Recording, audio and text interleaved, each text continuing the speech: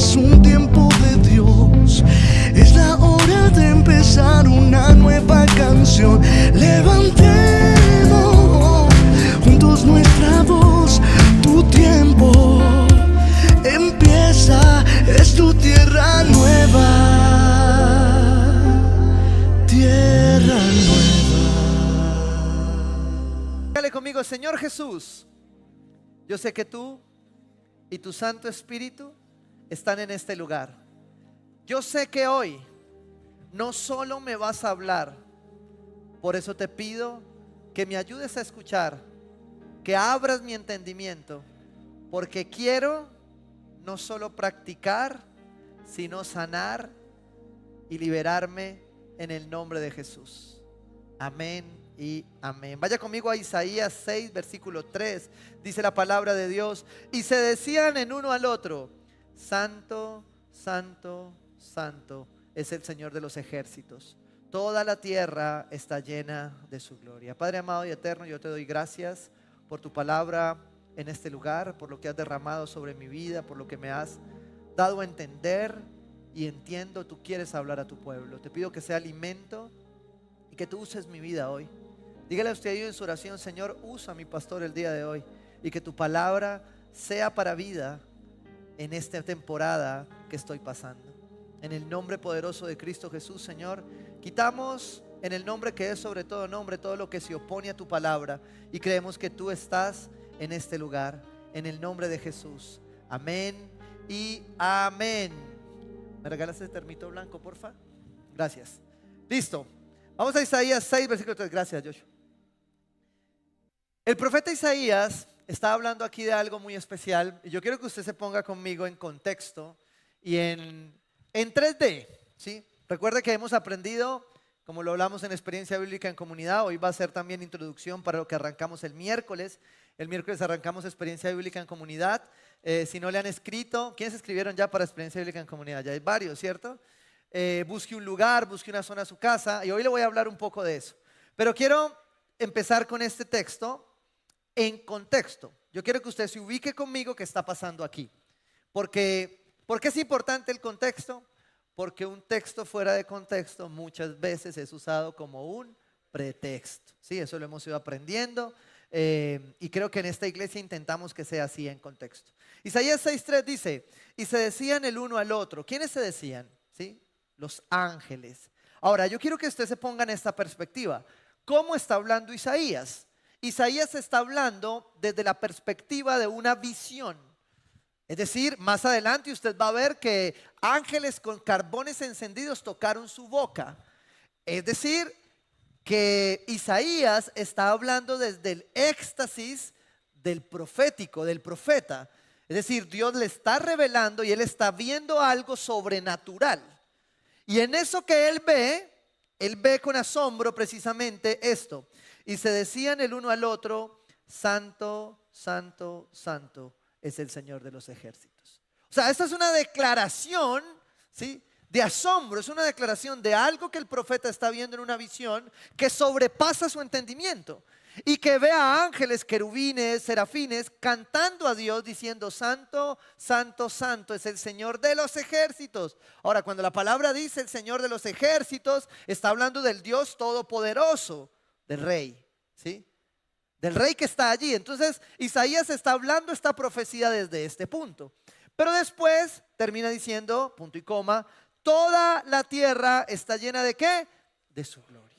Y ahí, desde una visión profética, desde el éxtasis de lo que se está viviendo, él traslada algo para usted y le dice: en la adoración, en el asombro de Dios, todo está llena de su gloria. Póngase sus manos en su corazón y diga: estoy lleno de la gloria de Dios.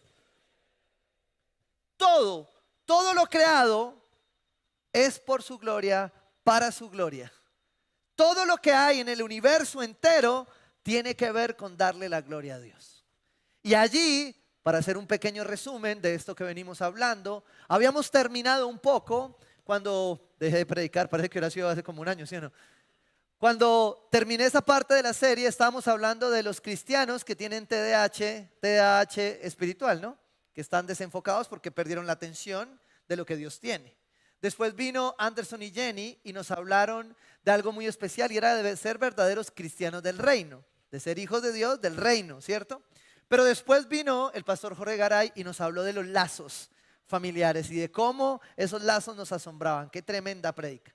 Y hace 8 días remató el pastor Santiago con esto de Jonás, que nos coloca definitivamente una perspectiva y en un cimbronazo de qué estamos haciendo y cómo estamos haciendo. Y creo que Dios venía hablando con eso. Entonces cuando llegué a retomar la serie que ya estaba preparada y vi lo que la palabra de Dios tenía para nosotros hoy, dije, wow, tremendo, porque volvemos al asombro, pero conectado con todo lo que habíamos venido viviendo.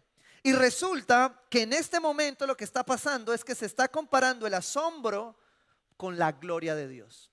¿Por qué? Porque es imposible que tú veas la gloria de Dios y no termines asombrado. El problema de alguien que puede ver la gloria de Dios, que es a lo que quiero llegar hoy, es que algo pasó, algo se rompió, porque asombro es igual a gloria. Hay un pasaje muy especial en el Antiguo Testamento que es cuando Moisés está en la carpa y dice que la gloria de Dios invade este lugar y que no lo pueden soportar. Es decir, la gente tenía que hacerse a un lado porque la gloria era tan fuerte que no podían soportarlo. ¿Por qué? Porque la gloria de Dios se ve, ¿sí? Y cuando usted ve la gloria de Dios, usted tiene un recordatorio de lo que es el asombro de Dios, porque asombro es igual a su gloria. Isaías está viendo esta visión alrededor del asombro. Por eso dice, toda la tierra está llena de su gloria. ¿Sí? Romanos 1:19, Salmo 19:1, ambos hablan de cómo la creación expresa la gloria de Dios. Todo sonido, todo color, toda textura, todo sabor es para darle la gloria. Pero nosotros en el camino nos hemos acostumbrado tanto a la gloria de Dios, ¿sí?, que empezamos a perder la perspectiva de la gloria. Por eso se vuelve aterrador que Dios vuelva a hacer algo que ya hizo en tu vida, ¿sí? Si yo preguntara, hiciera una encuesta rápida aquí y preguntara cuánto llevamos en el cristianismo, estoy seguro que la media nos podría dar que la mayoría de los que estamos acá hemos pasado por 10, 15 años de cristianismo. Y hemos pasado por 1 o 2 o hasta 3 iglesias. Y entonces la pregunta es, ¿qué seguimos buscando? Seguimos buscando su gloria. Pero hay cosas que vamos a encontrar en el camino, ¿sí?, que nos confundieron de su gloria. Y allá quiero llegar un poco. Primero sacando esta conclusión de esta parte del texto. Todo existe con, por y para un propósito. ¿Qué propósito? Vertical. Todo lo que existe. Pensaba cuando leía este texto, piense conmigo, por ejemplo, en las construcciones de la iglesia, ¿sí?, en los años antiguos. La construcción de la iglesia, la arquitectura de la iglesia era asombrosa, ¿sí? Uno va a las basílicas, uno va a estas iglesias y dice, wow, ¿quién reveló eso? ¿A quién se le ocurrió poner esta forma de la iglesia? ¿Sí? Y yo digo, es Dios, ¿sí? Pero el hombre sigue avanzando, ¿cierto? Muchas cosas que nosotros vemos en nuestro día a día fueron diseñadas por Dios en este mundo para que vivamos y reflejemos su gloria, para ver y reflejar la gloria de Dios. Ninguna belleza creada es un fin en sí misma. Ninguna maravilla física existe de forma aislada. Ha sido dispuesta y creada por Dios para asombrar tu vida, para mostrar su gloria en ti. De hecho, cuando la palabra misma de Dios muestra que Dios crea a la mujer, el hombre voltea y dice, wow. ¿Qué será lo que se viene? Pero dijo, wow, ¿cierto? Vio a la mujer y se sorprendió en primera instancia. Él no sabía que le corría pierna arriba, pero se asombró. ¿Por qué? Porque usted y yo fuimos creados para su gloria, por su gloria, ¿sí?, y para ver su gloria. Y eso es lo que el profeta está introduciendo allí. Ahora, voy a hacer un alto aquí para ponerme en un contexto. Y voy a hacer un paréntesis para que esto quede grabado y no me lo tenga que volver a decir este semestre en Experiencia Bíblica en Comunidad. Siempre lo explico de esta manera. ¿Listo? Haga de cuenta que usted se va a reunir en los grupos de lectura bíblica y usted me pregunta hoy qué es lo que hay que hacer en esos grupos. Yo le voy a contar hoy qué es lo que hay que hacer porque vamos a practicarlo con este texto. Se lo voy a explicar de esta manera. Lo único que usted tiene que hacer en Experiencia Bíblica es leer, no más. No tiene que estudiar, no tiene que buscar, no tiene que preguntarle a ChatGPT. Absténgase por favor de hacerlo, ¿sí? Se lo voy a explicar hoy. Le voy a poner un reto con este texto que quiero explicar el día de hoy. ¿Por qué? Escúchame el reto. El reto en experiencia bíblica en comunidad es que por más años que usted lleve de cristiano, por más PhD en divinidades, en teología que tenga, solo va a leer. Y lo único que le pido o que le voy a permitir es que usted, paralelo a la lectura, ¿sí?, tenga claras las 5 preguntas que hacemos. ¿Qué vio por primera vez? ¿Qué le llamó la atención? ¿Qué le molestó? ¿Qué aprendió acerca de amar a Dios? ¿Y qué aprendió acerca de amar a las personas? Son las 5 preguntas. O sea, usted solo en la semana lee, no tiene que ponerse más tareas. ¿Y qué hace el miércoles? Llega a compartir de lo que usted leyó, ¿sí? Ahora, siempre les explico esto porque lo siguiente que usted sí puede hacer es que como usted va a leer los libros de la Biblia, el libro que le pasamos, ¿sí?, es el reto, sin capítulos, sin versículos, sin títulos, sin nada, como fue escrito en su original. Usted lo va a leer y va a tener otra perspectiva de la lectura. Lo que sí le está permitido es que usted coja al lado su Biblia original. Es decir, si usted nació en la Reina Verdadera 60, coja esa. Si usted nació en la NBI, coja esa. Si usted nació en otra, coja otra. ¿Sí? Que usted nació en la Biblia del Oso. Bueno, si alguien nació en la Biblia del Oso, tiene bastantes años, ¿sí o no? Pero usted nació en esa Biblia. Paralelo a la lectura, coja su Biblia. ¿Listo? Lo siguiente que se le puede permitir, que le voy a permitir en este reto, es un reto, recuérdelo, ¿sí?, es que usted pueda coger, por ejemplo, otras versiones de la Biblia. Coge su original y usted lo que lee, cuando tenga dudas, solo lee la Biblia, ¿cierto? Y coge otra versión, la NBI, la NBLA, la NTV, cualquiera de las traducciones modernas para usted complementar lo que lee. Implícitamente usted ya está haciendo un estudio, aunque usted no va a ir a estudiar, va a leer, va a aprender a leer. Lo tercero, ¿sí?, penúltimo ya para terminar, es que usted puede coger, por ejemplo, una Biblia de referencia. Una Biblia de referencia es, ejemplo la Thompson, que te da referencias de dónde más dice eso en la Biblia, ¿cierto? Hasta allí usted, ¿qué tiene en sus manos? Biblia, no tiene nada más. Por favor, no coja el MacArthur, el Matthew Henry, la Diario Vivir. Por favor, no es ese el ejercicio. Si usted lo coge, se tiró el ejercicio. ¿Por qué? Porque la intención es que usted concluya que usted no tiene nada diferente ni a Matthew Henry, ni a MacArthur, ni a Sánchez, ni a ninguno. ¿Por qué? Porque el que da la revelación y el entendimiento de la palabra es el Espíritu Santo, no un hombre. Entonces usted al realizar ese ejercicio puede usar hasta esa concordancia o hacer un paralelo, pero usted se va a poner a escribir y lo que va a concluir al final es que lo que había revelado en otro hombre, Dios se lo puede revelar a usted. ¿Sí? ¿Por qué le digo esto? Y cierro paréntesis de experiencia bíblica en comunidad. Porque este texto del cual quiero hablarte hoy tiene un paralelo bíblico, ¿sí? Es decir, tiene la misma referencia en 3 partes de la Biblia. Se lo voy a poner en este contexto. Isaías 6, versículos del 9 al 10. Voy a bajar después de ver la gloria de Dios y el asombro. Isaías está diciendo lo siguiente. Él dijo, recuerden qué contexto estaba Isaías, ¿no? Él dijo, ve y dile a este pueblo, oigan bien, pero no entiendan. Escuchen. Miren bien, pero no perciban. A ver, ¿cómo así? Vamos leyendo despacio. O sea, mire, pero no mire. Entonces, ¿qué, Señor? Sí, pero no. O no, pero sí. ¿Cómo es la cosa? Porque esto es lo que el profeta está diciendo. Bajo el éxtasis está diciéndole al pueblo, miren, pero no entiendan. Miren bien, pero no perciban. Hace insensible el corazón de este pueblo. Endurece sus oídos y cierra sus ojos. No sea que vea con sus ojos, oiga con sus oídos y entienda con su corazón. Se convierta y sea ¿qué? Sanado. Si usted tiene Biblia personal, resalte ahí. ¿Sea qué? Sanado. El profeta está hablando aquí en el siguiente contexto. Volvamos a la palabra contexto. ¿Cómo está hablando Isaías? La profecía en el Antiguo Testamento tenía mucho que ver con el juicio de Dios. Tenía mucho que ver con lo que el profeta expresaba para un pueblo que se estaba comportando de X o de Y manera. E Isaías entonces está profetizando no solo la gloria de Dios, sino porque muchos no entendían la gloria de Dios. Y tiene que ver con el corazón de este pasaje a partir de la Biblia, ¿sí? A partir de toda la Biblia, de la suma de la palabra. Ahora, quiero quedarme en este punto para que tú lo tengas claro. Isaías 6, 9 es una palabra de juicio. El profeta está emitiendo juicio sobre el pueblo. Está diciendo, este pueblo, ¿sí?, es insensible, no me escucha, ven pero no ven. ¿Hay hombres aquí? los hombres pueden dar fe. Bueno, de pronto soy yo, pero voy a preguntar, ¿a algún hombre le pasa que está mirando y cuando su esposa le pregunta, le dice, ¿qué mira? Usted le dice, nada. ¿Sí? ¿Estamos cuerdos? ¿Sí? No estamos locos, ¿sí o no? Los hombres podemos mirar y no mirar nada, ¿cierto? Bueno, eso es lo que habla el profeta.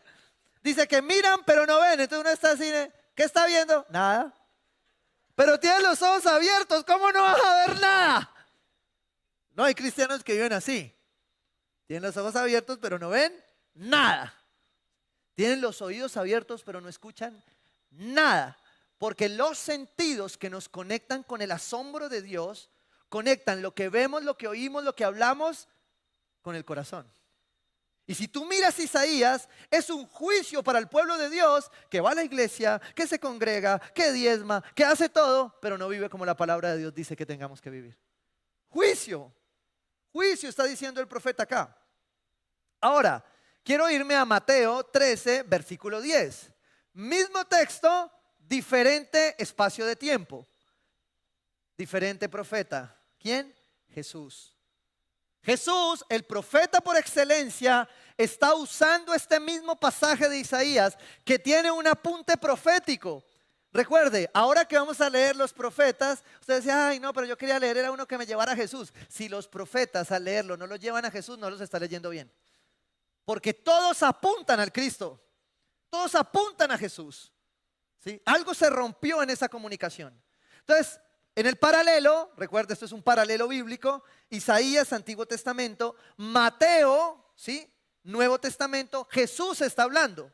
Y Jesús dice lo siguiente, los discípulos se acercaron y le preguntaron, ¿por qué le hablas a la gente en parábolas?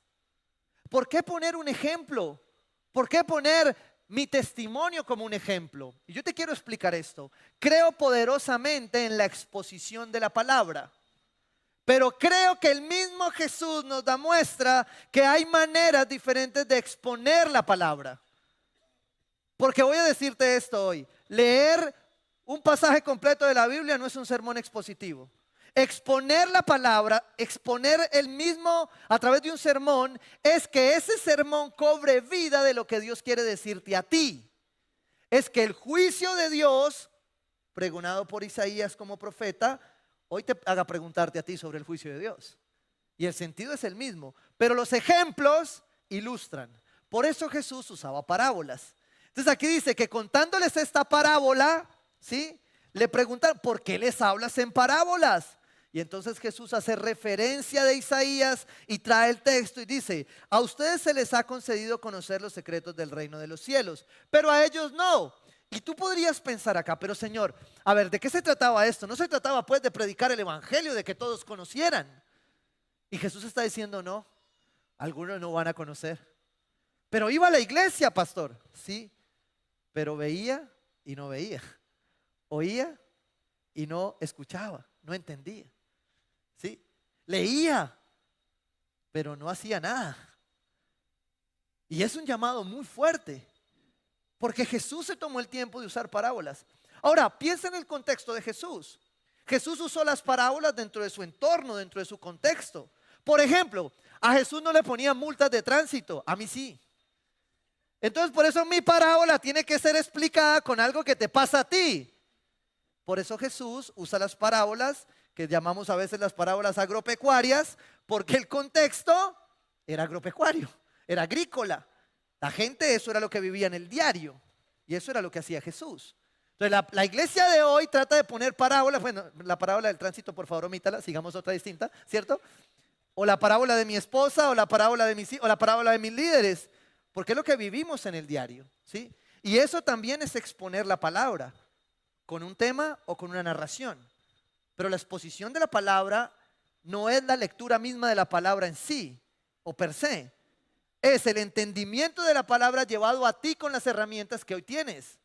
Porque si no, no podríamos usar la pantalla, la imagen, el sonido. Eso es lo que usamos para exponer el texto.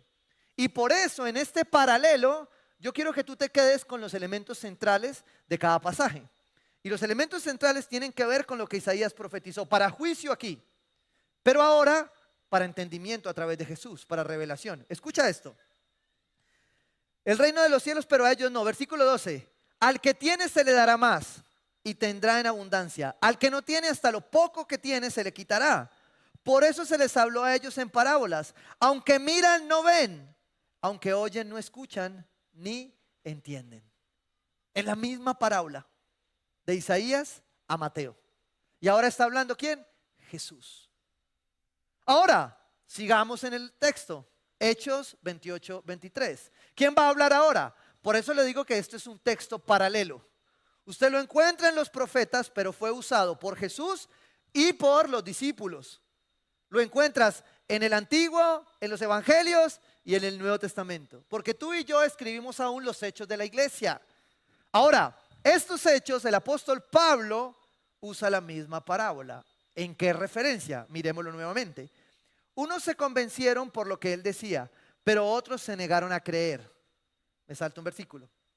Desde la mañana hasta la tarde estuvo explicándoles y testificándoles acerca del reino de Dios y tratando de convencerlos respecto a Jesús. ¿Respecto a quién? A Jesús. El profeta apuntaba a Jesús y Jesús apuntaba al Espíritu. Déjeme se lo muestro. Y tratando de convencerlos respecto a Jesús, partiendo de la ley de Moisés y de los profetas. ¿Por qué usted y yo leemos el Antiguo Testamento? Porque partimos de la historia para apuntar a lo nuevo. Partimos de ver cómo estaba incompleto para verlo completo. Por eso hacer un paralelo bíblico me permite a mí ver la trazabilidad de la Biblia aplicada en mi vida hoy. Porque de nada me serviría hacer un paralelo y un estudio bíblico si eso no me funciona a mí para hacer algo diferente en mi vida. Y para llegar a una conclusión que me permita vivir lo que la palabra de Dios dice. ¿Sí? Déjeme sigo aquí en este texto. Aquí Pablo está hablando al pueblo judío. Si usted recuerda el contexto, Pablo fue llamado a predicar ¿a quién? A los gentiles. ¿Sí? A aquellos que no eran de su combo, ¿cierto? Pero Pablo se encuentra con que a veces se encontraba más fácil con los suyos. Y él quería insistir. Y aquí se desgastó un día. Esto me animó porque dice que Pablo predicaba desde la mañana hasta la tarde. O sea que yo voy a predicar desde la mañana hasta más tarde, ¿sí o no? Díganme los que están durmiendo. Bueno, ya es para despertarlos. Bueno, sigamos. ¿Qué pasa? Que Pablo está insistiendo con los judíos cuando fue llamado a predicar a los gentiles. Porque a veces por amor usted insiste en el terco que tiene en su casa. Por amor. ¿Sí? Pero Dios lo ha llamado a predicar afuera. Ahora no deje de predicar en su casa. Cierro paréntesis. No pudieron ponerse de acuerdo entre sí. ¿De qué? De lo que Pablo estaba predicando. Pablo estaba predicando de Moisés y de los profetas. ¿Para qué? Para convencerlos de Jesús. ¿Me está entendiendo? ¿Cómo es posible leer el Antiguo Testamento sin ver a Jesús? Ahí hay un problema, hay un rayón en el corazón o en la mente. Si tú lees el Antiguo y no ves a Jesús, algo estás haciendo mal, estás leyendo mal. Porque la palabra dice que los mismos discípulos, en este caso Pablo, usaba a Moisés y a los profetas para predicar a Jesús. Si no te lleva a Jesús, hay un problema en el corazón, que es el centro de este paralelo bíblico, ya te llevo a él. ¿Listo? No pudieron ponerse de acuerdo entre sí y comenzaron a irse cuando Pablo añadió esta última declaración. O sea, Pablo ya vio el que se estaba durmiendo, el que estaba saliendo del servicio temprano, ¿cierto? El que tenía la incontinencia y dijo, con razón el Espíritu Santo. ¿Quién? El Espíritu Santo. Escúchame esto. El Espíritu Santo habló a sus antepasados por medio del profeta ¿qué? Isaías, diciendo. Pablo está diciendo, quiero que a través de Moisés y los profetas conozcan a Jesús. Pero con razón que ustedes tuvieron que recibir por parte del Espíritu hace miles de años, ¿sí? Hace cientos de años, estas palabras. ¿Cuáles palabras? Ve a este pueblo y dile, por mucho que oigan no entenderán, por mucho que vean no percibirán. Porque el corazón de este pueblo se ha vuelto insensible, se les han embotado los oídos y se les han cerrado los ojos. De lo contrario, verían con los ojos, oirían con los oídos y entenderían con el corazón. Escucha esto. Y se convertirían y se sanarían. hay sanidades que no han llegado y no van a llegar hasta que tus ojos no sean quitados del velo y tú puedas ver verdaderamente la gloria de Dios. Hay sanidades, hay puertas que no se han abierto en tu vida y que no se van a abrir porque tú sigues viendo sin ver. ¿Cómo así? Porque tú sigues creyendo que lo que tú ves es lo que hay en tu corazón. Cuando la fe es la convicción de lo que se espera y la certeza de lo que no se ve. Wow, tiene que ver con fe. Tiene que ver con la oración del apóstol Pablo a la iglesia de Éfeso, que es muchas veces mi oración por la iglesia. Que sean iluminados los ojos de su corazón. Que tú puedas ver lo que Dios ve. Pero cuando tú te acostumbras a ver la gloria de Dios, o cuando tú no has estado acostumbrado a ver la gloria de Dios, que es el otro extremo, entonces tú no vas a ver lo que Dios quiere. Tú no vas a oír lo que Dios quiere. No sé si a usted también lo traumaron chiquito cuando le dijeron, es que a usted le dice uno por aquí y le sale por dónde. Ah, ¿vio? Del mismo trauma. Es que usted a uno le dice las cosas y le entran por aquí, pero le salen por aquí, ¿sí o no? Mamá que se respete le dijo eso a uno, ¿cierto? Lo que estaban diciendo era lo que decía Isaías. Ustedes ven pero no ven, escuchan pero no escuchan. Y me encanta cómo lo dice el apóstol Pablo. Por mucho que oigan no entenderán. Por mucho que vean no percibirán. ¿Por qué? Y aquí es donde viene el entender este paralelo. 3 contextos diferentes de historia, 3 personas diferentes, un mismo espíritu. Diciendo, ¿cuál es el problema de esto? Ah, no, pues pastor, eso se resume sencillo, unos no van a escuchar y ya, no. El resumen sencillo es que el problema es tu corazón y el mío. El resumen sencillo es que el profeta, Jesús y Pablo están exhortándote a que tu corazón se vuelva sensible a Dios.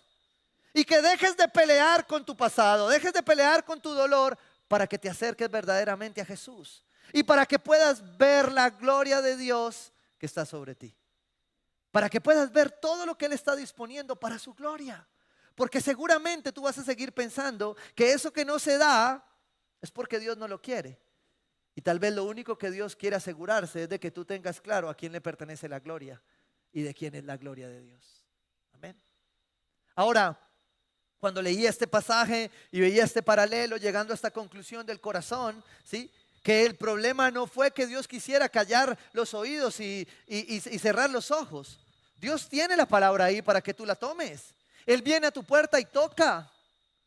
Santiago dice, acérquense a Él y Él se acercará a ustedes. O sea, no hay problema para oírlo. Pero el problema es que muchos se siguen acercando y no quieren ver y no quieren oír. Porque esta no es una sola palabra para alguien nuevo. Es una palabra para alguien que ya lo tiene y no lo ha entendido. Y que está queriendo ver lo que Dios no quiere que veas. O escuchar lo que Dios no quiere que escuches. Y cuando leí este pasaje entonces, este paralelo, llegaba a una conclusión. Que me encantó la palabra que usa Paul David Tritt en este contexto. Y es el diagnóstico que da esto. Si yo fuera un médico y le pasara estos son los exámenes, Isaías, Hechos y Mateo. Yo le digo, doctor, este es el resultado de mis exámenes. ¿Qué da? ¿Qué tengo? Y él los pone en la escanografía y sale y dice, tienes amnesia. ¿Cómo así, señor? Escúcheme esto. Definición de amnesia según ChatGPT. La amnesia es la incapacidad parcial o total de recordar las experiencias pasadas o la imposibilidad de almacenar nuevos recuerdos. Yo quiero que usted piense en esta definición y piense en el texto, ¿sí? ¿Qué está diciendo Dios? Tienen amnesia, se han olvidado de quién soy y de qué voy a hacer. Y son incapaces de pensar que yo lo puedo volver a hacer. Y por eso no estás viendo un milagro. Y por eso no estás viendo la gloria de Dios. Porque crees que ya la gloria fue suficiente. Algún día alguien que recibí en la iglesia me dijo, pastor, que a mi iglesia, bueno, ¿qué pasó? Me dijo, no, es que llegó un momento donde yo decía, quiero más, y de pronto me decían, pero ¿qué más quieres? Ya tenemos la gloria de Dios, listo. Mire, conformarse con la gloria de Dios es igual a conformarse con lo que Dios tiene para ti. Dios no es un Dios conformista, Dios es un Dios de plenitud, pero Dios tiene siempre mucho más para ti. Por eso el cristiano no se conforma, ¿sí? No es ambicioso, ojo, aclaro, pero no se conforma, porque el cristiano sabe que siempre hay más. Dios me hizo el milagro, ¿sí? Dios me dio esa idónea, viene más, ¿sí? porque Él siempre tiene más. Se lo decía en punto de partida esta mañana a las personas, porque en lo que se trata de dar a Dios para su gloria, nadie le puede ganar a Dios. Porque ¿de quién es la gloria finalmente? De Él. Entonces cuando veía esta definición de amnesia, ¿sí? Decía, wow, además de algunos cristianos con TDAH espiritual, algunos tienen amnesia espiritual, amnesia de su gloria. Se olvidan de quién es Dios, se olvidan de quién es el centro, se olvidan de quién los salva, se olvidan de quién los sana, porque en el paralelo bíblico estos tres pasajes llevan a una sola respuesta. Dios está interesado en que tú lo veas y le escuches para que practiques en tu corazón. Porque si no hay el practicar, si no hay esa conexión, ¿de qué me sirve todo esto que te estoy explicando? Y entonces cuando pensé en esto de la amnesia y en los síntomas de la amnesia real, de la amnesia clínica, ¿ya? Es que la amnesia espiritual es la peor ceguera. Porque es cuando tú ves a alguien que Dios está obrando, Dios le está derramando y Él se está quejando y uno dice, ¿serio? ¿Qué le pasará? No, es que Dios no me escucha y uno lo ve bendecido, ¿cierto? Y uno dice, prosperado y uno dice, y uno orando para que le den algo a uno y Él con todo ahí, ¿sí o no? Y Él dice, no, Dios no me ama, Dios me abandonó. Y uno dice, ¿cómo? Amnesia. La queja es una muestra de amnesia. ¿Sí? Hay muchos síntomas, porque esta es la peor ceguera. Es saber que es verdad, pero no creerlo. La amnesia es la capacidad física para ver sin la capacidad espiritual para discernir. Tú estás viendo todo, pero no ves nada. No eres capaz de discernir que Dios está en medio de tu proceso. No eres capaz de discernir que Dios está en medio de esta prueba. No eres capaz de discernir que Dios tiene al lado la respuesta, pero tú tienes que decidir. Nadie lo va a hacer por ti. Y para eso necesitas quitarte la amnesia. Pero necesitas identificarla. Lo primero que hace el médico entonces, ¿sí? Me corrigen los médicos después por WhatsApp, por favor. Cuando tienen el diagnóstico, ¿cierto? Es ir a mirar los síntomas y empezar a atacar los síntomas. Para que no sigas viendo sin ver. Para que no sigas escuchando sin escuchar. Para que no sigas bostezando ante la gloria de Dios. Porque algunos ven la gloria de Dios y como se acostumbraron a ella, bostezan. Dicen, ay, Dios es muy bueno.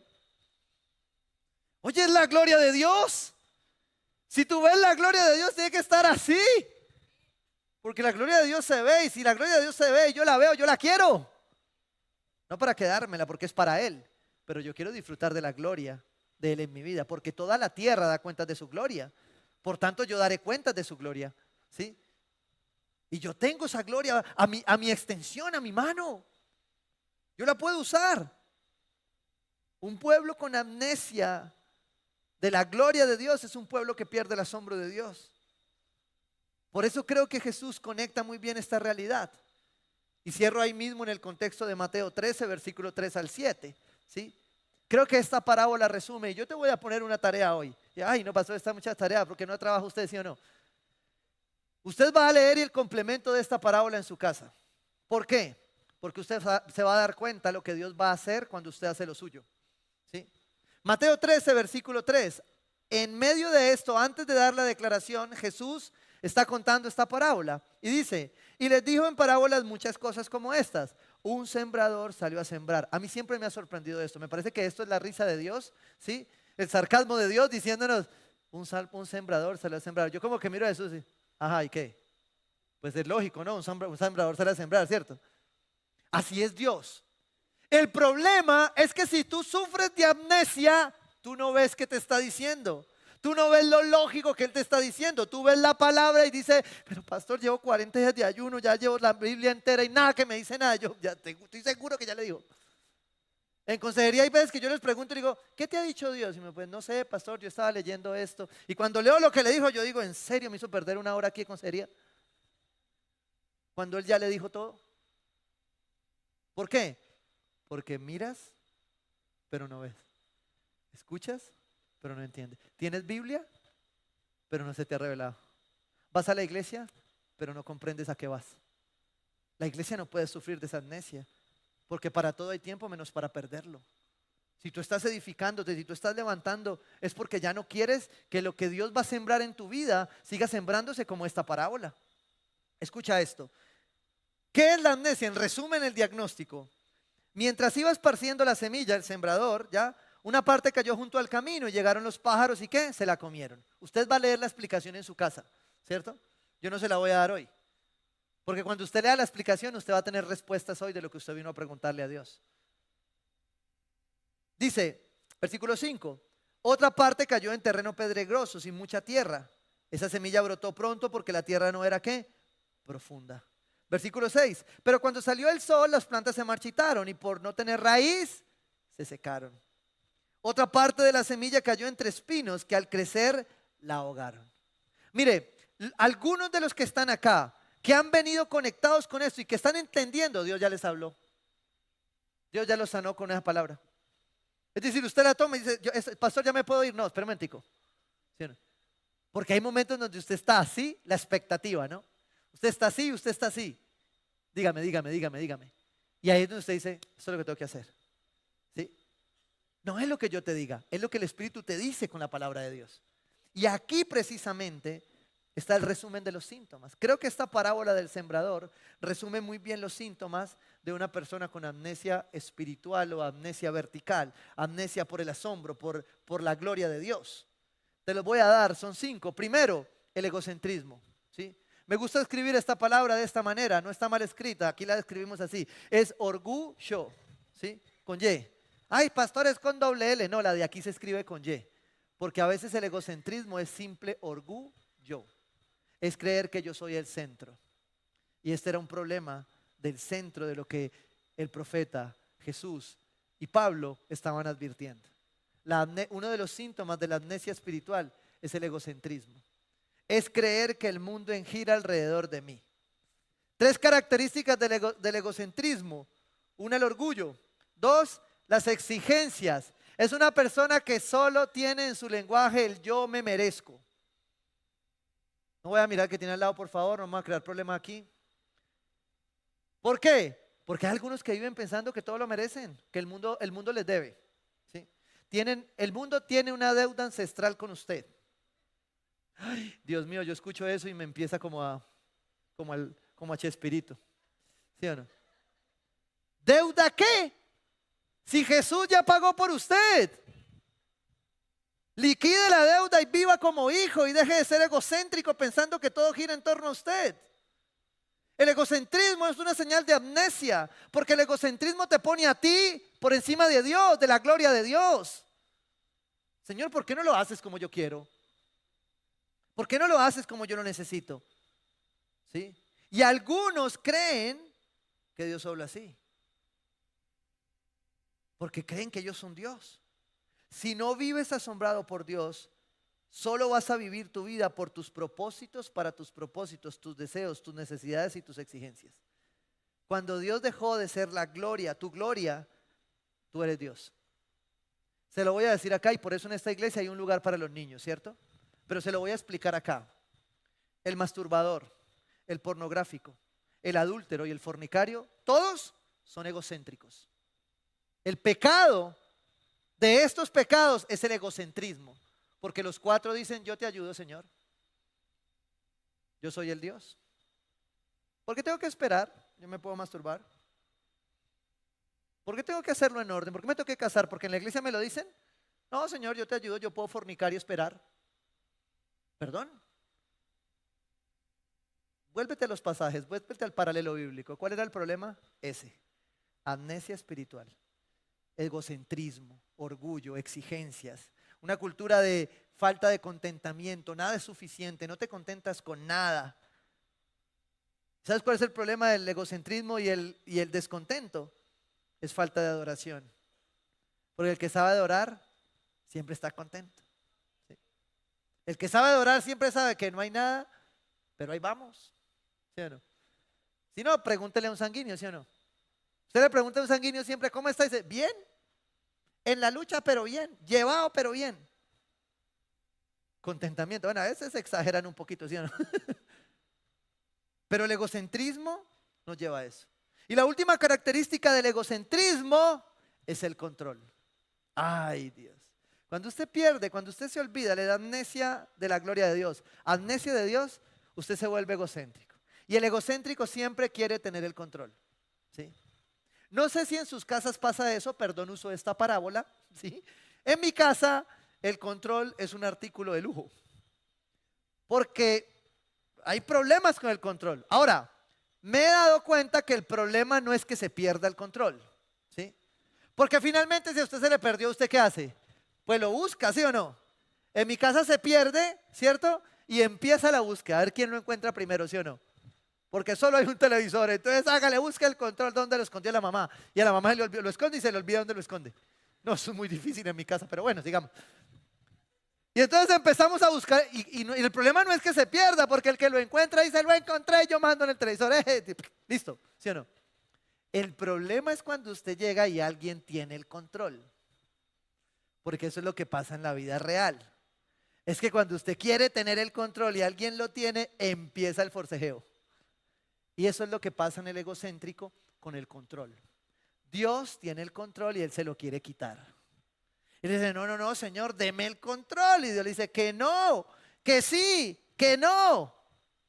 Y entonces ahí Dios, ¿qué hace? Pues a veces Dios te da el control y te dice, ah, bueno, usted lo quiere tener, téngalo. ¿Sí o no? Yo me hago a un lado.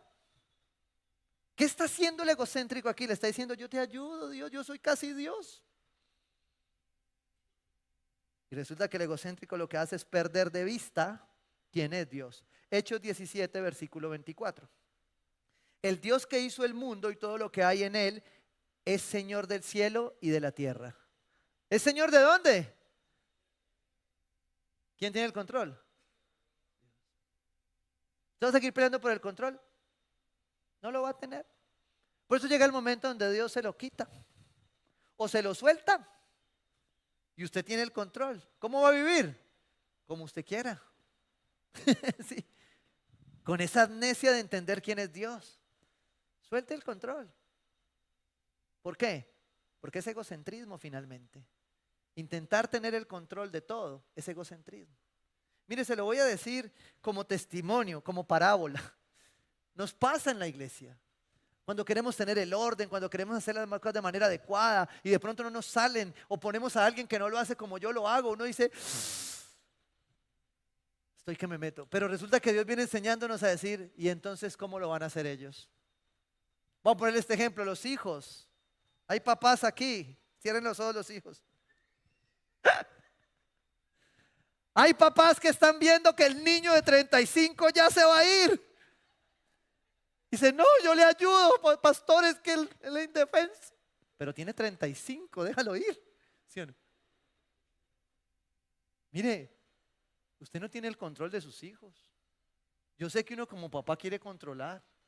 Va a haber un momento donde toca, entregue las llaves. Mentira, no. Siga. ¿Sí o no? ¿Por qué? Porque Él tiene el control también de nuestros hijos. ¿Sí? Porque el resto es egocentrismo, es creer que yo soy Dios. Y eso es orgullo. Segundo síntoma de la amnesia espiritual, las disfunciones relacionales. Ay, esto se puso bueno. Esto está muy clínico, ¿cierto? Lo primero es el egocentrismo. Ya usted sabe qué es el egocentrismo, la falta de contentamiento, el control y las exigencias permanentes. De hecho, me acordaba ahí en el Proverbio 30:15, dice que la sanguijuela tiene 2 hijas. Eso me llamó mucho la atención, porque los que tenemos 2 hijas sabemos qué es este proverbio, ¿cierto? Sí, la sanguijuela tiene 2 hijas que dicen, dame, dame. Fue una casualidad. Los que tienen una me van a entender, pero los que tenemos 2 más. Porque el orgulloso dice, dame, dame, siempre es dame. Disfunciones relacionales. Gálatas 6, versículo 1 al 2. ¿Qué es esto?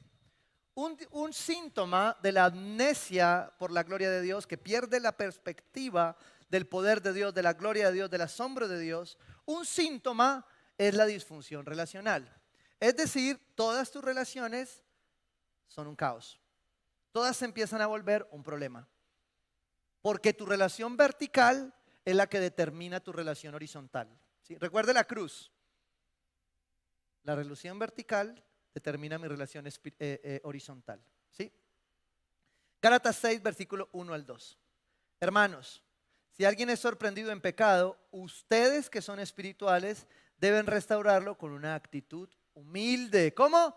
Humilde. ¿Usted me entiende que estos síntomas desencadenan el uno en el otro? El egocéntrico, ¿sí?, cree que siempre tiene la razón y por eso vive en la ley condenando a otros. El que vive en la gracia vive con humildad entendiendo que mi hermano peca y yo lo necesito restaurar con una actitud como humilde, porque yo no me las sé todas y porque yo también puedo caer. De hecho, el apóstol Pablo lo advierte, ¿sí? Ahí mismo en Gálatas. Restauren, pero fíjense que ustedes no vayan a caer restaurando, ¿cierto?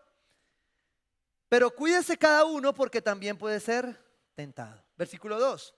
Ayúdense unos a otros a llevar sus cargas y así cumplirán la ley de Cristo. Dice, ayúdense unos a otros a llevar sus cargas.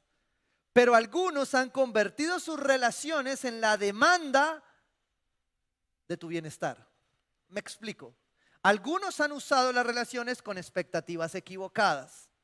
El problema de llevar relaciones disfuncionales, es decir, con expectativas inequívocas, es pensar que alguien tiene, todos me deben, todos me tienen que resolver, yo no hago nada. La palabra dice, ayúdame a llevar mi carga, hermano, ayúdame, siempre ayúdame, pero usted no ayuda a nadie, ¿sí? Egocentrismo más disfunción relacional. Entonces, la disfunción relacional tiene que ver con la claridad de las expectativas a la hora de relacionarme. Y en Tierra Nueva las hemos clasificado en expectativas AAA, ¿sí? Y le voy a ser honesto, en mi casa intentamos practicarlas, pero nos descachamos, nos pasa, porque no las tenemos en cuenta. Y siempre me gusta colocar estas dos flechitas en la primera A, una flechita que va de ambas partes. En mis relaciones, las expectativas se definen primero porque son anunciadas. ¿Qué quiere decir? Tú sabes que espero de ti y tú me dices qué quieres de mí. Es decir, tú conoces qué esperas de mí y yo conozco y sé que tú sabes qué es eso. Te lo anuncié y tú me anunciaste que lo entiendes bien. ¿Sí me entienden? Voy a poner un ejemplo que tiene que ver con el versículo profético de Isaías y de Pablo y de Jesús. De que ven pero no ven. Es un gran misterio, como lo decíamos con las palabras del viernes.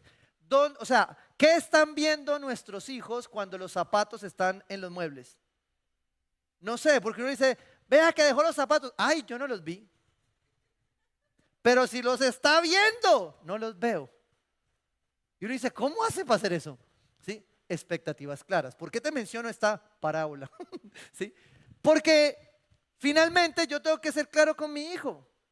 Él tiene que saber que yo espero que no deje los zapatos cuando se los quita al lado del mueble, ¿cierto? Él sabe. Si él no lo sabe, yo llego y le digo, ¿por qué dejó zapatos ahí? El bebé mire y me dice, no se podía. Porque a veces asumimos que tenía que saber, pero yo no le dije que no quiero que estén ahí, ¿sí? No lo hemos acordado, que es la última A, ¿sí? Primera A, anuncio. ¿Tú lo sabes? Yo lo sé. Yo te lo manifiesto, tú me lo manifiestas. Los dos sabemos que hay una expectativa. La segunda tiene que ver con que sea asequible, ¿sí? Él puede agacharse, recoger los zapatos, pues porque de pronto no puede. Pero si él puede hacerlo, está juvenilmente apto para recogerlos, los debe recoger, ¿sí o no? Pero yo debería poder esperar que pueda, porque si hay algo que se lo impide, no es asequible para él. Y si una expectativa no es asequible, tú estás esperando de las personas que te den cosas que ellas no te van a dar. Por ejemplo, un papá podría quedarse en una falsa expectativa esperando que su hijo sea el que lo alimente en su identidad. Perdón, nuestros hijos no nos alimentan nuestra identidad. Entonces yo pretendo tener un hijo que haga lo que yo quiero para yo sentirme así. Y resulta que no funciona así. Somos los papás los que trasladamos a ellos esa identidad. Ahora, y entonces, pastor, no honramos a padre y a madre. Eso es una cosa distinta, ¿sí? Que mi hijo me honre y me ayude es una cosa distinta, pero no es obligación de mi hijo hacerlo, porque es posible que no sea asequible para él. Ahora, si es asequible para ti, tú debes honrar a padre y a madre. Es una expectativa de Dios para ti. Pero en las relaciones todo se va truncando porque no hemos dicho que queremos, Incluso no sabemos si al que se lo estoy demandando me lo puede dar o no. Pero lo que es peor, no hemos acordado hacerlo. No hemos acordado. Yo solo espero que por ósmosis e inercia espiritual y unidad del espíritu mi hijo recoja los zapatos. Pero nunca me senté a decirle, mira, lo que pasa es que cuando tú dejas los zapatos ahí, hay algo que sube de aquí hasta aquí y yo me pongo así. Entonces yo quiero pedirte que te los puedes quitar, pero cuando te vayas para tu cuarto, te los llevas. ¿Es posible? Yo creo que los hijos lo miran a uno y dicen, sí, es posible, ¿sí? Y entonces la próxima vez, ¿sabe? ¿Acordamos eso? Y él le dice, sale y vale, listo. Acordemos eso. ¿Por qué te estoy poniendo este ejemplo? Porque unos zapatos son una bobada. Pero el problema es que de la misma manera hay cosas en tus relaciones personales que estás manejando igual como expectativa. Estás esperando cosas de personas que no tienen por qué dártelas.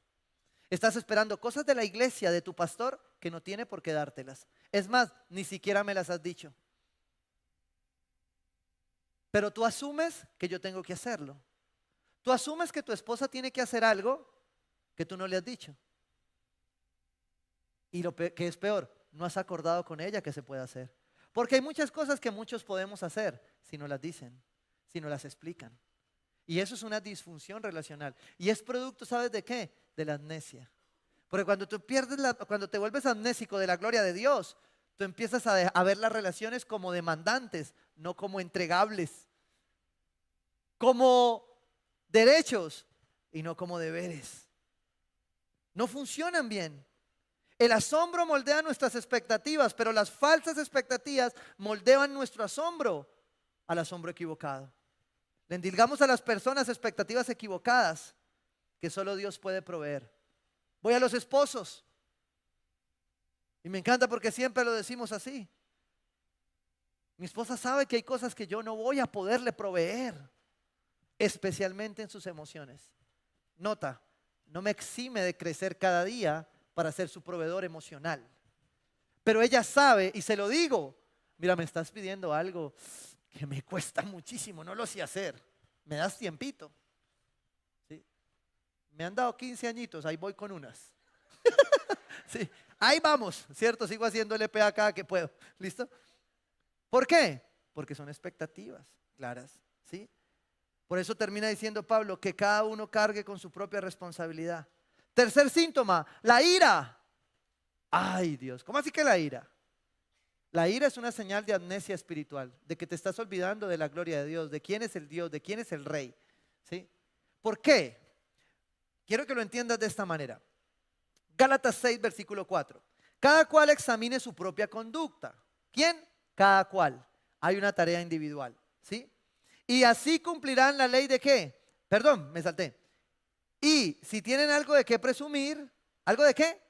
De qué presumir. O sea, si están en el egocentrismo, pónganse humildes. Usted se da cuenta cómo estos síntomas están conectados el uno al otro. Cómo definitivamente el egocentrismo produce relaciones disfuncionales. Y las relaciones disfuncionales llevan a relaciones llenas de ira. Ahora, ¿por qué? Porque la ira es una emoción que responde en el fondo a la injusticia. Entonces todos quieren reclamar ¿qué? Justicia. De hecho, leía la promesa de esta iglesia y el Señor nos decía, les daré una tierra nueva en donde habite la justicia. Es la promesa de Dios. O sea que donde hay injusticia, hay ira. Por eso es que usted ve las noticias conmigo y dice, Señor Jesús. ¿Por qué? Porque es injusto. Pero el problema es que hemos estado molestos con Dios porque hemos reclamado algunas injusticias que no son injusticias, que son caprichos. Porque algunos se pelearon con Dios. Van a la iglesia, son cristianos, sirven, pero siguen peleados con Dios reclamándole injusticias. Y viven enojados en la ira. Ahora trasládelo a sus relaciones interpersonales y se va a dar cuenta que muchas están llenas de ira sin gritar. Porque a veces pensamos en representar la ira y pensamos en un grito. Pero hay formas de ira pasiva que son peores que un grito. Hay formas de ira en el silencio que te maltratan más que un grito. O no sé si usted también nació en esta, lo traumaron con esta que me decían a mí. ¿Cierto? Es mejor, ¿sabe qué, papá? Es mejor que me pegue, pero no me dé cantaleta. ¿Por qué? Porque nos molestaba esa ira, ¿cierto? Pero cuando yo voy a la palabra de Dios, la palabra dice que esa ira tiene un fundamento. Y uno de esos fundamentos es la envidia. Que dicen por ahí que es mejor despertarla que sentirla. Y yo decía, qué cruel, ¿cierto? Qué cruel. Envidia, es perversa. Pero ¿por qué surge la envidia en tu vida? Y te voy a decir cómo conecta esto. Si la ira es un sentimiento que apunta a la injusticia, cuando algo no se ha hecho como tú quieres y tú lo ves en otro, se despierta la envidia, no la ira. Y la envidia dice, pero Señor, ¿por qué le das a él y a mí no?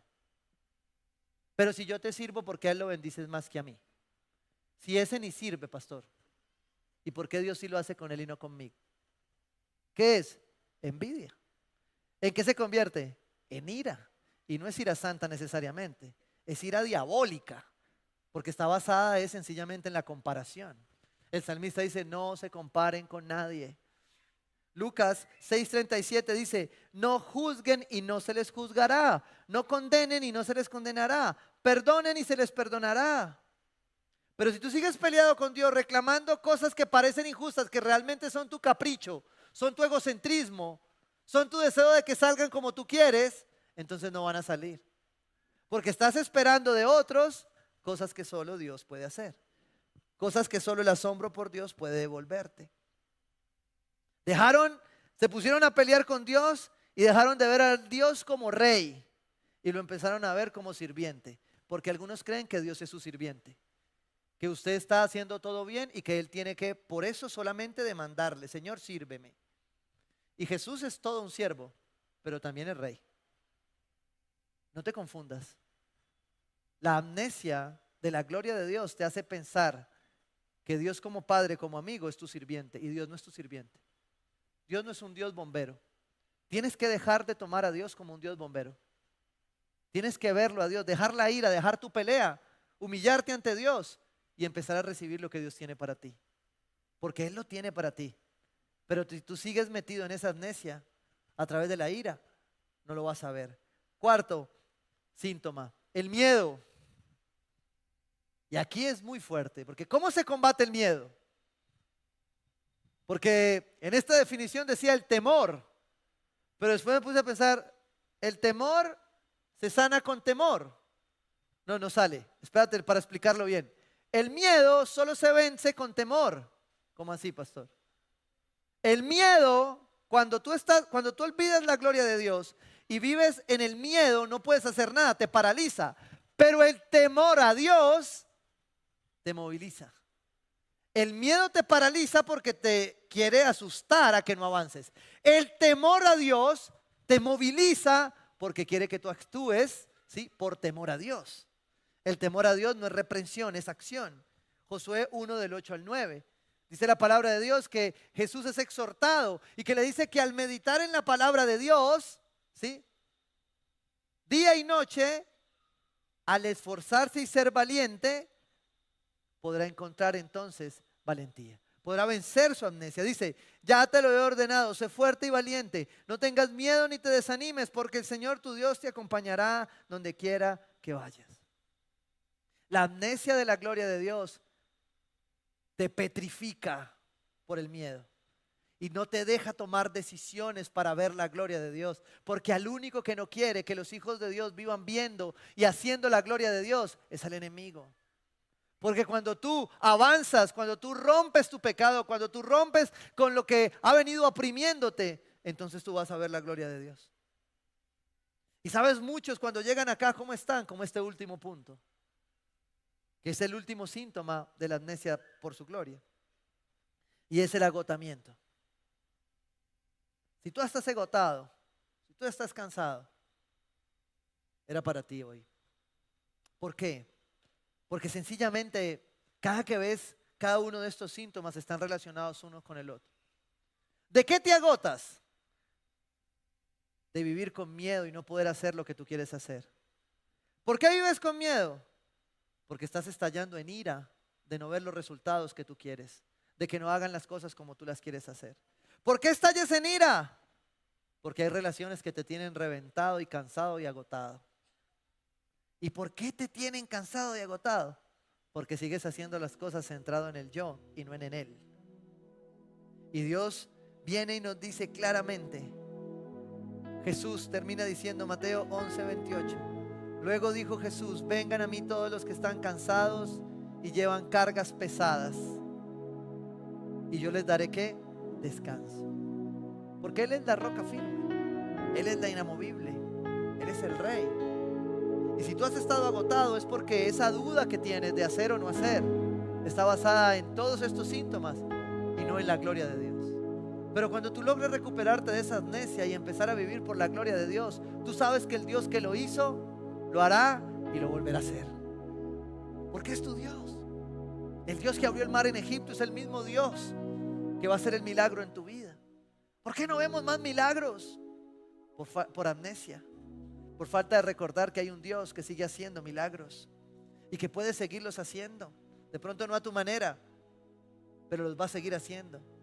Esta semana hemos tenido varias situaciones de cirugía y personas que han perdido familiares. Y yo oraba con ellos y les decía, mira, mi oración ahora es, el Dios que hizo el milagro y lo puede hacer antes de llevarte al quirófano, es el mismo Dios que interviene en el quirófano y puede hacerlo allí. Pero es el mismo Dios que interviene en la recuperación. No me cansaré de pedirle el milagro donde quiera que Él lo haga, lo pueda hacer. Pero a veces dejamos de pedirlo porque dejamos de ver su gloria. ¿Por qué? Porque estamos cansados, agotados. Quiero que usted se dé un abrazo ahí y le diga a Dios allí, Señor, este es mi día, este es tu día. Mire, ¿sabe algo? Usted se está dando un regalo al estar hoy aquí. Los que comprendemos que el domingo es el día del Señor, estamos diciendo, no lo voy a negociar. Dios es primero. ¿Por qué? Porque el agotamiento que tiene el pueblo de Dios, ¿sí?, tiene que ver con egocentrismo. Tiene que ver con que yo necesito ayudarle a Dios. No puedo parar. Y a mí me enseñaron que había que trabajar, trabajar y trabajar. Y entonces no puedo descansar. Y el agotado siempre pierde. Hay un pasaje en la Biblia que se me iba, lo traía a memoria ahora que venía repasando. Y el pueblo de Dios está a punto de entrar a una batalla. Dice la palabra que el pueblo estaba fatigado, agotado. Y tenían dudas de entrar o no entrar, porque la duda es producto del agotamiento. Porque cuando tú estás descansado no dudas. Cuando tú estás agotado no dudas, tienes un panorama claro. Pero si tú estás agotado de intentarlo en tus fuerzas, de enojarte con todos, de pelear con todos, no tomas una buena decisión. Dice la palabra que este ejército agotado, fatigado, fue derrotado. Perdieron esa batalla por la fatiga, por el cansancio. El pueblo de Dios pierde hoy batallas porque está agotado, desgastado en estos síntomas, ¿sí?, porque han dejado de poner a Dios como rey. Porque el agotamiento es una muestra de frialdad espiritual. Porque Dios a nosotros nos deja trabajar para el reino productivamente. Y usa cosas que uno no se imagina, como quitarle el agua a la casa, ¿sí o no? Y entonces toda esta semana, justo en este corre y corre, se fue el agua de la unidad, hubo un daño en mi unidad. Y para arreglarlo demoraron 2 días. Me tocó ni me bañar a la iglesia, no hay problema, perfecto, solucionado. Arreglaron el daño general. Y 3 casas siguieron sin agua. Y ahí viene cuál. Y ahí es donde uno le dice a Dios, ¿qué me quieres decir? Yo escucho, Señor, por favor, no me trates así, yo escucho. Y entonces cuando mi esposa se fue a terminar unas funciones con los niños, me dijo, no, que a las 2 van a arreglarlo. Yo, ¿y quién se queda? Y entonces mi esposa me dijo, chao, y se fue. Y yo, Señor, somos tú y yo, háblame. Y me puse a estudiar, me puse a repasar, a estar con Dios. Y Dios me decía, tú lo puedes hacer a tu forma o yo lo hago a la mía. ¿Descansas o descansas? Porque con agotamiento no hay batalla que puedas ganar. Si tú vienes cansado, ¿en cuál de estas áreas vienes cansado? Hoy te das cuenta que estás siendo egocéntrico, orgulloso, demandante. Hoy te das cuenta que la ira te ha estado dominando, que en tu casa el volumen es más alto y que definitivamente es señal de agotamiento. Cuando Dios te dijo, ven y descansa. Tú y yo no usamos el Shabbat como religión, como ley, pero lo usamos como principios, porque si Dios descansó al hacer su obra, ¿Por qué tú no lo descansas? Por eso te dije, date un abrazo. ¿Sabes por qué? Porque hoy Dios te quiere decir, yo te estaba esperando. Yo siento que estabas agotado, agotada por las peleas, por las diferencias. Llegaste aquí agotado, corriendo hoy también. Pero hoy Dios te dice, día de reposo, descansa. Te quedan 5 minutos. Tómatelos para estar conmigo. Porque a veces el afán no nos deja estarlo. Y Dios dice la palabra que nos prepara, que tiene un reposo aún mejor. Imagínate si descansar es bueno, si reposar es bueno, ¿cómo será el reposo de Dios? Y Jesús te dice, vengan a mí todos los que están cargados y trabajados. El reposo es gracia, es entender que por más que hagas, Él sigue siendo el Rey. Es entender que si tú te detienes, Él no se detiene. Es entender que si tú te ocupas de lo de Él, Él se ocupa de lo tuyo. Pero no lo negocies más. ¿Por qué? No sé cuál sea tu forma. Mateo 13, 16, 17. Esa misma parábola, ese mismo pasaje que usted va a terminar de estudiar en casa, habla de algo, de un remanente. Diga conmigo, yo soy ese remanente. Y yo quisiera orarte esto hoy creyéndolo. Sé que no es así, sería una falsa expectativa. Pero mi fe me dice que ojalá los que estamos aquí hoy no seamos de los que vemos pero no percibimos, de los que escuchamos pero no entendemos, sino que usted está escuchando, viendo hoy para practicar en su vida, para ver el milagro, para ver la sanidad y la restauración prometida para aquellos que lo entienden. Dice la palabra para ti, que lo estás entendiendo.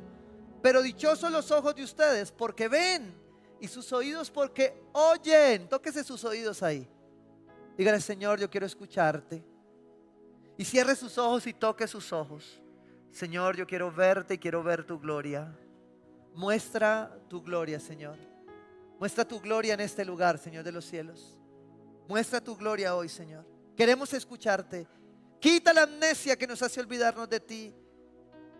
Y hoy nos aferramos a tu promesa porque les aseguro que muchos profetas y otros justos anhelaron ver lo que ustedes ven, pero no lo vieron. Y al oír lo que ustedes oyen, pero no lo oyeron. Tú estás escuchando hoy la palabra de Dios para ti, para ser sanada y sanado. Y quiero decirte algo a ti especialmente, que estás atesorando esto que estás viendo, que estás escuchando. Tú vas a ser sanada en el nombre de Cristo, por el nombre que es sobre todo nombre. Cuando tú declaras su nombre, estás diciendo, Señor, quita la amnesia que me había hecho olvidar que tú sigues presente en mi vida y que tú lo vas a hacer con poder y con autoridad. Padre, una unción de sanidad se derrama ahora sobre este lugar. Quiero ser obediente a tu inquietud, Señor. Y que aquellos que habían perdido su capacidad de memoria y de conectar lo nuevo que tú tienes para ellos, puedan sentirse hoy más que nunca ese remanente. El profeta dice, pero así como al talar la encina y el roble queda parte del tronco, esa parte es la simiente santa. Y yo quiero decirte a ti, no importa cómo hayas llegado hasta este lugar el día de hoy, no importa que tuvo que cortar el Señor, no importa que te está quitando el Señor, tú eres esa simiente santa. Y ese tocón, ese árbol cortado, podado, hoy va a dar fruto por la obra y acción y el poder del Espíritu de Dios sobre tu vida. Pídele al Señor allí. ¿Cuál es el paso siguiente, pastor? Podrías preguntarme. Y yo te quiero decir, tuviste 5 síntomas. Confiésalos. Y dile, Señor, hoy confieso que he sido orgulloso, egocéntrico y he creído que todo el mundo gira alrededor de mí. Te pido perdón porque solo tú eres Dios. Tú eres el centro y tú eres la roca fuerte y firme, Dios. Perdóname cuando hice de mis relaciones un Dios y les demandé lo que solo tú me podías dar. Hoy me arrepiento, Señor, de haber puesto mi fe, mi esperanza en lo que un hombre, una mujer, un trabajo, una plataforma, una red social me debía dar, cuando tú me das todo, Señor. Hoy te entrego mi ira, mi enojo, Cuando he querido reclamar la justicia de mis caprichos, de mis deseos, y me he enojado contigo, te pido perdón, Señor. Y lo confieso hoy en este altar. Te pido, Señor, que seas tú, Señor, recibiendo mi miedo, mi temor. Sé que me paralicé porque no veía cómo hacerlo, porque quería hacerlo a mi forma, pero tú me vas a dar una nueva manera de ser el empresario que tú necesitas, de ser la ejecutiva que tú necesitas, de ser la mamá que tú necesitas, de ser la esposa que tú necesitas, que cumple, que suple cada necesidad aferrada a ti. Quita mi miedo, quita mi temor más íntimo. Te lo entrego hoy, Padre, y que seas tú, Rey, trayendo sobre nuestra vida ese arrepentimiento para ser sanados. Padre, llévate el cansancio de mi vida. Déjame hoy descansar en ti. Hoy quiero salir de acá, tomar mi palabra, leer esta parábola, porque tú me vas a hablar para sanar. Hoy voy a hacer lo que no podía hacer hoy al entrar a este lugar. Si tú no podías levantar esa mano, levanta tu mano, porque Él está sanándote allí. Si tú no podías ponerte de pie, ponte de pie por fe, porque Él lo va a hacer allí. Si tú no podías adorar, abre tu boca ahora y adora al Señor. Y dile: yo quiero verte, Señor. Abre mis ojos, Espíritu de Dios.